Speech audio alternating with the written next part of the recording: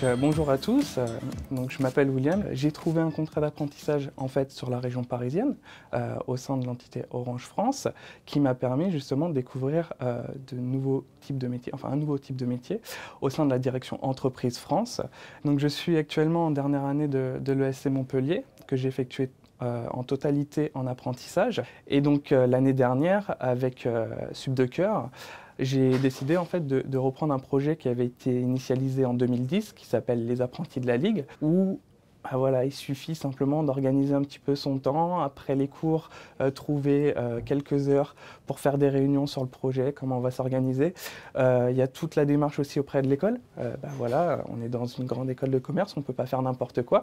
Surtout qu'il faut travailler en groupe à Paris, à Nice, à Montpellier, hein, parce qu'on n'a jamais un groupe avec que des personnes de la même région. Donc on développe les moyens de communication à 200%. Et c'est ça qui est bien aussi dans l'apprentissage, c'est que vous allez pouvoir développer ces choses-là qui vous paraissent pas forcément importantes, mais dans le futur, dans votre vie professionnelle, vous allez les utiliser quasiment au jour le jour. Demain, quand vous allez être contacté par une personne qui travaille en dehors de la France, il va de moins en moins se déplacer, d'une pour le CO2, de deux surtout pour les coûts que ça représente. Et donc voilà, c'est des choses qu'on a appris à faire indirectement en faisant de l'apprentissage. Ensuite, comprendre ma mission, c'est-à-dire que je m'occupe essentiellement de suivre des indicateurs de performance sur le processus de vente. Encore une fois, c'est barbare. Pour un contrôleur de gestion, ça va être suivre des indicateurs de performance, c'est-à-dire est-ce qu'on a optimisé le cycle ou pas. L'idée, c'est que dans un premier temps, j'étais absolument pas autonome sur cette mission-là. Et aujourd'hui, je le suis totalement. Donc déjà, j'ai gagné là-dessus.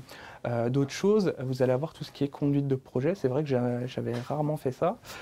Personnellement, oui, mais pas au niveau d'une entreprise. Et ça, c'est quelque chose que j'ai pu développer au fur et à mesure. Donc, quelques anecdotes, en fait, durant ma vie associative ou également professionnelle.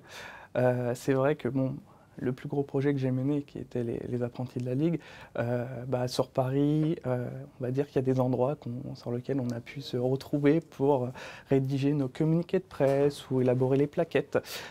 Faut savoir également, par exemple, que mon appartement s'est transformé en dépôt pendant environ 2-3 mois, en recevant tous les lots qu'on a réussi à avoir avec les entreprises partenaires. Donc voilà, c'est tous ces petits moments-là qui ont été vraiment sympas.